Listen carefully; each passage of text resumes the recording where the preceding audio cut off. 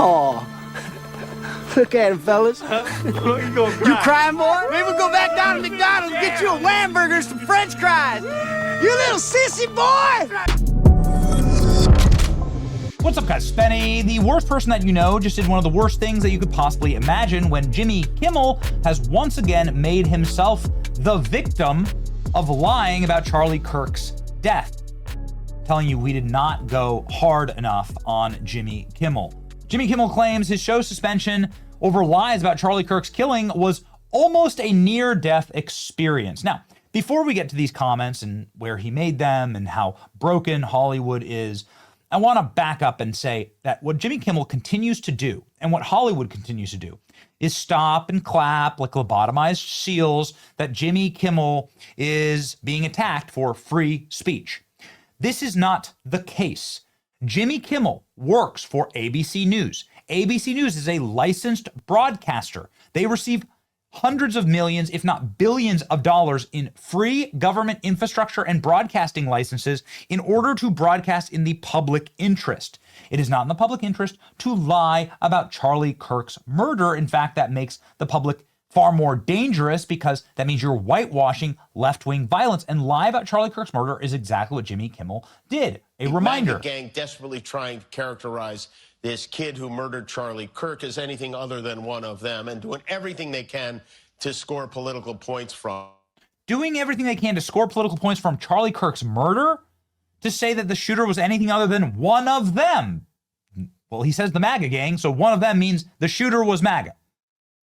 What Jimmy Kimmel was trying to say here was that Charlie Kirk got what he deserved from his own side, and more importantly, that if you are a left-winger, a transgender that goes out and murders conservatives, that guys like Jimmy Kimmel will use his platform to whitewash it for you. That's not us trying to cancel Jimmy Kimmel because we don't like what he said. That's Jimmy Kimmel legitimately breaking the law and breaking the FCC regulations that govern ABC broadcasting. He's not on Comedy Central. He doesn't have a YouTube channel. This is a federally licensed broadcaster. That's the difference. You also can't curse or broadcast pornography on these kind of channels. There are rules, right? Okay. Canceling Jimmy Kimmel would be like sometime at night, call below, look up in sky and this say, bit what the hell going on up there? Where Jimmy Kimmel does full body, not just blackface, but full body blackface, and then uses that accent to become Carl Malone, finding offense at this. That's what cancellation would be digging up an old clip like this and being like, oh, Jimmy Kimmel's wearing blackface. He did this with Oprah. He did this with a bunch of other black Americans when he played them on his comedy sketch show. That's cancellation. Oh, now I find this offensive. Jimmy Kimmel lying about Charlie Kirk is not a free speech issue. So here's what happened. Jimmy Kimmel calls the past year a near-death experience watching his own funeral after the 2026 Critics' Choice Award win. He won the Critics' Choice Awards. How out of touch can you be? How out of touch can you be if you are winning awards when your audience is collapsing? Jimmy Kimmel his audience has now crashed well past 80% of what it was when it was booming right after the cancellation. He is now the single and last place late night TV host. Yet he has signed a 1-year extension with Disney-owned ABC. Even after all of this, why does ABC News keep Jimmy Kimmel, a man with no talent, very poor television rating, on the air? Why do TV syndicates put up with it? Totally biased coverage. Get the bum off the air, says Donald Trump. President demands ABC kick Jimmy Kimmel off the air. A man of no talent and very poor ratings. Jimmy Kimmel continues to cry and claim that he himself is the victim after he lied about Charlie Kirk and got put in timeout for just a little bit. Okay, so here's what he said at the Critics' Choice Award. It's interesting. It was almost a near-death experience for me, and of course, not literally, but I did feel a little bit like Tom Sawyer and Huck Finn watching their own funeral. all this stuff happened, and to be here and to see that people reacted to it in a not just a positive way, but in almost a desperate way. We're like, oh boy, when they come after the comedians, this is when we draw the line, and we're very grateful that they drew the line at us. You lied about a young man's murder, and then you claim that you are the victim and that you suffered a near-death experience. And you attacked Donald Trump, who actually was shot in the head in a near-death experience. You stupid bastard. Thanks to all the writers and actors and producers and union members, many of you who are in this room, who supported us, who really stepped forward us and reminded us that we do not take free speech for granted. In this, producers and union members. It's not free speech.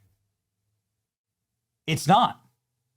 It's not like we didn't like what you said. It's that what you said isn't legal based on your... Far worse things were said. I mean, we've covered a lot of it.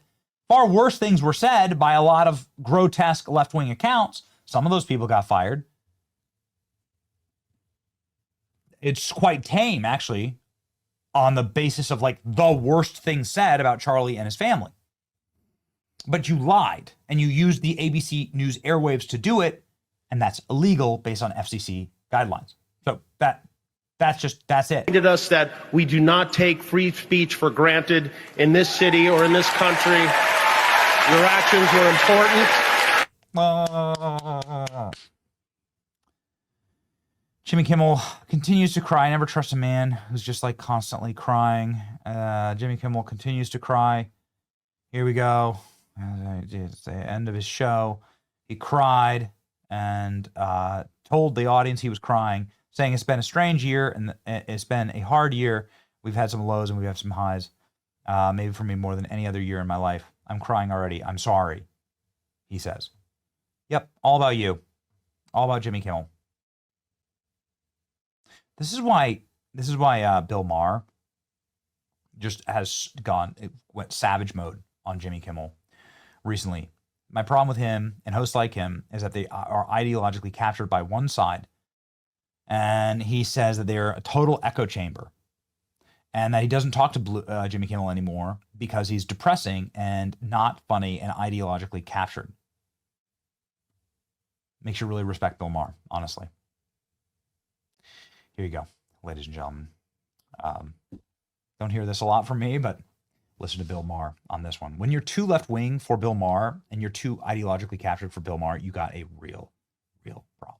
My problem with him and hosts like that, quite frankly, they're all quite similar in this regard, is that they're ideologically captured by one side. It's just not what I do or what I'm doing. And there's a reason why half the country feels insulted by them and has turned off to them, because it's just one very predictable point of view. And this proves that it's often not completely accurate, because that was not really a smart thing to say, that this guy who shot Charlie Kirk was on the MAGA team, because that's just something that the blue sky crowd told themselves. And if you're that far in the bubble where you don't really see both sides and you don't really see the completely, you're going to believe that. You're going to believe that blue sky point of view. Oh, a bad thing happened. It must be coming from the other team. And for me, like, it was 4 days afterwards, and as a public person of any level, to make light, point fingers, it's a sick person. Right.